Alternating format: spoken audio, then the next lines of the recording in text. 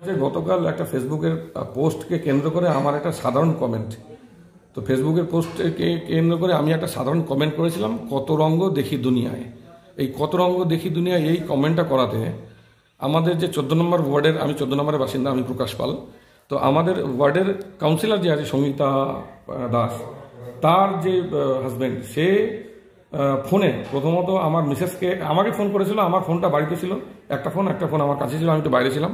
তো আমার ফোনে অনেকবার সে ফোন করেছে। সে আমাকে না পেয়ে তখন সে আমার মিসেসকে ফোন করে। আমার মিসেস ইসলামপুর মিলনপল্লী জিএসএফপির স্কুল টিচার, অ্যাসিস্ট্যান্ট টিচার। তো সে তাকে ফোন করে এবং অকথ্য ভাষায় গালাগালি করে এবং তাকে থ্রেট করে।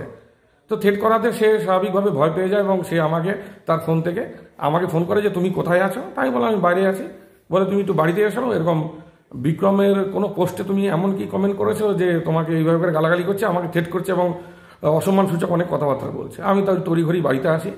তো আসার পরে আমি আমার ওই মোবাইল থেকে আমি বিক্রমকে ফোন করি। বিক্রমকে ফোন করার পর সে আমাকে ফোনে আমাকে অকথ্য ভাষায় গালাগালি করে এবং যে ভাষা মুখে আনা যায় না, একজন স্কুল টিচার হয়ে যে ভাষা সে ইউজ করেছে, তো তার আমি রেকর্ডিং আমি রেখেছি, আমি জনসমক্ষে সেটা আমি দেবো আমি সময় সাপেক্ষে। তো একজন স্কুল টিচার হিসেবে যে ভাষা সে ইউজ করেছে, আমার কাছে অবাক লাগছে ভাবতে যে স্কুল টিচার যে ভাষা ব্যবহার করছে, তো তাহলে আমাদের পশ্চিমবঙ্গে তো ভারতবর্ষের ভবিষ্যৎ, এইসব ছেলেপেলেদের ভবিষ্যৎ কোথায় যাবে? একটা স্কুল টিচার যার ব্যবহার এই ধরনের, উদ্ধত্ত, যার ভাষা এই ধরনের, তো তার নিরিখে, তার দেখভালে ছাত্রছাত্রীরা কি তৈরি হবে? এটা আমার কাছে একটা বিশাল বড় প্রশ্নবোধক চিহ্ন। তো তারপরে যাই হোক, এই হয়ে যাওয়ার পর আমাকে সে থ্রেট করে এবং রাতের অন্ধকারে সে আমার হল ঘরের জানলার সমস্ত কাঁচ সে ভেঙে দিয়ে যায়।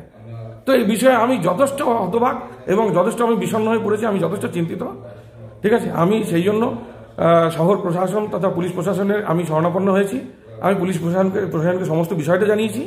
আমার বক্তব্য, আমি যদি কোনো বিতর্কিত মন্তব্য করে থাকি তাহলে তার জন্য প্রশাসন আছে, তার জন্য সাইবার ক্রাইম ডিপার্টমেন্ট রয়েছে, সমস্ত রয়েছে, তারা এই বিষয়ে তারা কোনো ব্যবস্থা নেবে। আমি যদি কোনো রকম করে থাকি, সেইখানে একজন কাউন্সিলরের হাজব্যান্ড সে নিজেকে গুন্ডা পরিচয় দিয়ে, সে নিজেকে মস্তান দাদা পরিচয় দিয়ে সে আমার বাড়ির কাজ ভেঙে দেবে, সে আমাকে থ্রেট করবে, সে আমাকে গালাগালি দেবে, আমার সহধর্মিণীকে গালাগালি দেবে।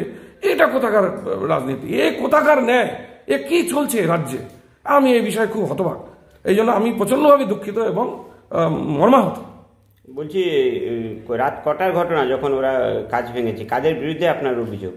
আমি সরাসরি বলছি, এই অভিযোগ আমি করছি আমাদের ওয়ার্ড কাউন্সিলর যিনি রয়েছেন সঙ্গীতা দাস, তার হাজব্যান্ড আমাকে সন্ধ্যাবেলা মোবাইলে থ্রেট দিয়েছে রাতে। এবং আমি পরিষ্কারভাবে বলছি এই কাজ তারই। কেন 12টা সাড়ে 12টা পর্যন্ত আমরা টিভির খবর দেখেছি আমাদের হল ঘরে বসে বসে, তারপরে আমরা শুতে গেছি। সুতরাং এই ঘটনা মাঝরাতে তারা ঘটিয়েছে। কি নাম তার যারা ঘটিয়েছে? তার নাম বিক্রম দাস। থানাকে জানিয়েছেন? আমি থানায় জানিয়েছি, থানার আমি আইসি হীরকবাবুকে জানিয়েছি। তো সম্ভবত থানা থেকে লোক এক্ষুনি আসবেন, তারা সরজমিনে তদন্ত করবেন। লিখিত অভিযোগ করবেন থানায়? নিশ্চয়ই করব, 100 বার করব। আপনার নাম কি? আমার নাম প্রকাশ পাল। আমি ভারতীয় জনতা পার্টি ইসলামপুর নগর মণ্ডলের সহ সভাপতির পদে কাজ করছি।